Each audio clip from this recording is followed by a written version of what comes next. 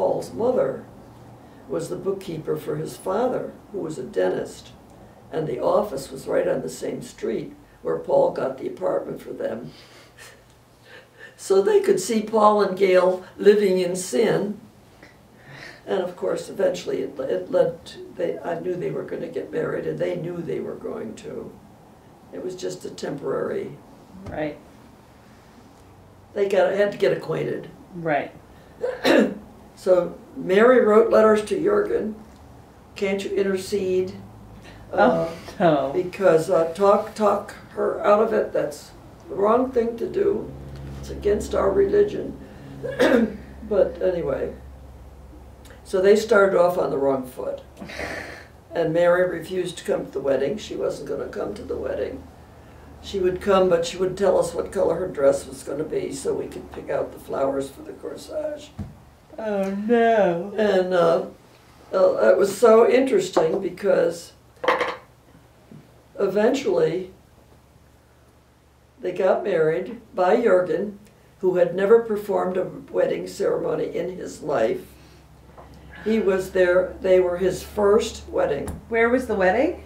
Church of the Epiphany in Cambridge, in Winchester. But it had a chapel, this adorable little beautiful chapel. They got married in that, and Jim Masterson walked Gail down the aisle. Dr. Masterson was in the wedding party, and his wife, Carolyn, was there. And Greg was a teenager. His little brother was the best man. And of course, Gloria was the maid of honor with a homemade dress, which I had made.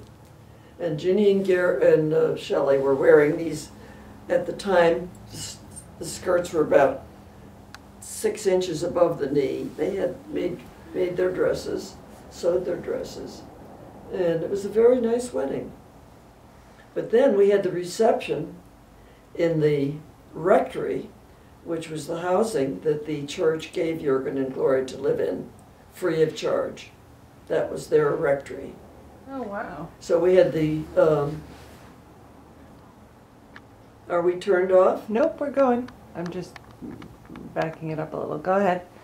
We had the reception in the Winchester house, and all the relatives came, but the house was empty. Even the Brooklyn relatives?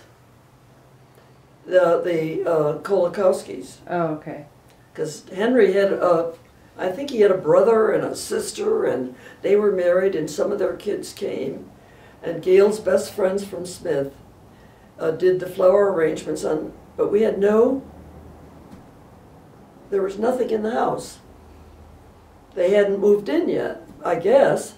Anyway, my mother and I had to go to Kmart or someplace. We bought some curtains. We put up curtains, and excuse me, it was a neat house. Had a lot of nice features, but I think we ordered the food from a caterer. Whether or not they brought tables, but and maybe some chairs. But Paul knew 2 guys from Georgetown. They were bartenders. They took charge of buying liquor and doing the drinks, and it was pretty nice. Worked out well, and I think, let's see, Jürgen married them. Oh, and I think he made them go to prenuptial counseling. I think they did. And so that started out well, and that was 1972, so they will have been married. How many years? July 8th, 1972, 37 years. Yeah. And next year is Mom and Dad's 40th anniversary. I know it. So it started out in a kind of a rocky way, but it worked out fine. Not rocky according to them, rocky according to Mary. Well, no, I think Gail is a very conscientious person, and she's done more than her share of sending them gifts and cards. But Paul has, I don't know, he's not really a family man. He's pretty much of a loner, sort of. He likes their own little comfortable home. Right. And doing what they want to do. But I think he admires his father especially. And Paul has a lot of really good qualities, and I think Gail brings out the best in him. And but anyway, my mother and I, of course, were interested in the whole affair. And of course, she loved all the wedding receptions. But anyway,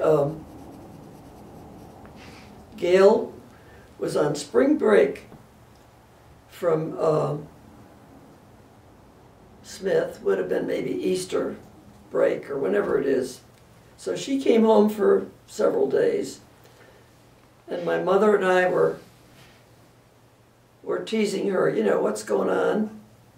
She said, well, I'm never going to get married.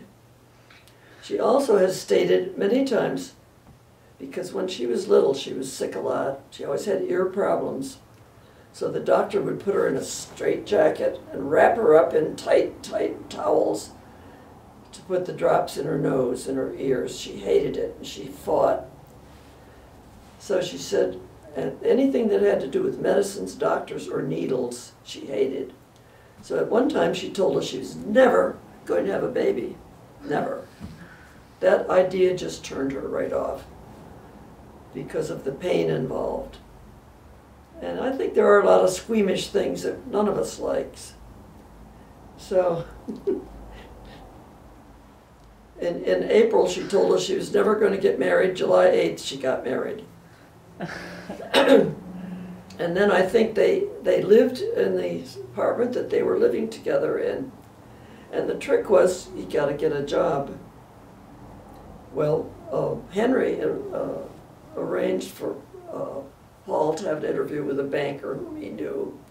So Paul worked a little bit in the mortgage department, but he didn't like it at all. He was very unhappy there. Gail had a job in a department store, Fox, a big department store in Hartford. She worked there somewhat, and they just gave up and moved here to live with me. So in July, not too long after the wedding and their honeymoon, they went to, I think they went to the Cape or something. They came and lived with me. And I was happy to have them. And they, you know, did a lot of, but then they put their names on the substitute list to be substitute teachers. Uh-oh. And they were both qualified because they had bachelor's degrees. That was all it took. Didn't have to have a specialty, but they were both basically English majors, so they did some subbing. But then our school had a contract dispute, so we went out on strike. I was walking the picket line, and they had lockouts and everything exciting, like being on the news. And Gail and Paul refused to cross the picket line. They didn't want to have any bad vibes about that. So they started reading magazines and papers, want ads. And Paul toyed with the idea of going to a law school. So they moved to Kentucky for a while. And he started, and that didn't work out. It wasn't what he had planned or thought it would be. So then they read an advertisement they wanted teachers to teach at this private school for girls in western Pennsylvania. Uh-huh. But all you had to have was a bachelor's degree from a good college, and you would be hired. But it had to be a married couple. So they answered the ad, they got the job, and they were there for a couple of years. Oh, nice. That was near Pittsburgh, right? That was near Tyrone, Pennsylvania. It's a private school for rich kids, women, young girls who are so rich that they bring their horse to school. Oh, wow. And they were in the mountains, beautiful area, so they had bridle paths. The girls could ride their horse in the woods. And Paul and Gail were teachers. They had to do the yearbook. They had to run the school paper. They had to eat all their meals with these girls. They had to drive the girls to the nearest town, which was Altoona, if they wanted to go shopping or go to the airport. And they were mostly spoiled, rich girls. They might have been okay, but they wanted a man in the picture. Mm-hmm. You know, a married man. So Gail and Paul, they rose to the bait, and they did a terrific job. And the best thing was they got a house free of charge. They paid for everything, their electric, their gas. And I guess they had to pay their own telephone. But that was a leg up as far as their savings was concerned. It was called Greer Academy. And it's a well-known school, had good credentials. And a lot of famous people's children. Is it still there? What? Is it still there? Oh yeah, it's still there. But then Paul got the experience as being a teacher in a public school, a private school, that then he went to Sewickley. And that's another famous school. Very, very classy and very, very good. And he was able to there develop a Where's course. that? Where is it? In Sewickley, Oh, which is a very classy suburb of Pittsburgh. It's so okay. classy that they have a Rolls-Royce dealership. Oh, That's wow. the kind of cars they sell. But anyway, he fitted in very well. Liked it a lot, and Gail then had nothing to do. So she's a very energetic person, and at this time she became pregnant and had Nikki. So of course Paul was a school teacher. He could stay home summers with Nikki. So Gail goes ahead and gets her MBA at the University of Pittsburgh, going summers and nights. Same time she got a real estate license, and she sold real estate round the clock while Paul was teaching, or she was, you know, unemployed. And she got a real estate license, and she eventually got a broker's license. Wow. So she can still sell real estate in the state of Pennsylvania. But then from Sewickley, which is a very, very nice area, and they bought a house there which was very nice, but it had an old beat-up kitchen. It was lived in by two old maids that didn't cook or something. So they did it. Gail's good at this. Did a lot of revamping, redecorating, knocking stuff out, and so they sold that house, bought one in another town called Leedsdale, I think it was. That was another very nice house that they bought, fixed it up, sold it for a profit. So they've been really going up, up, up. Then he got the job at Burke School in Georgetown. And of course they're very happy there because he went to school there. Mm-hmm. And of course Gail got a good job. But So then let's move to, so Ginny, when Nick died, Ginny was 17? she was How old was she? let's see, I think she was born in 1952. That make her 17. Yeah. So she graduated from high school and was accepted at Cornell, accepted at Bryn Mawr. She really thought she'd go there because they gave her a nice big scholarship.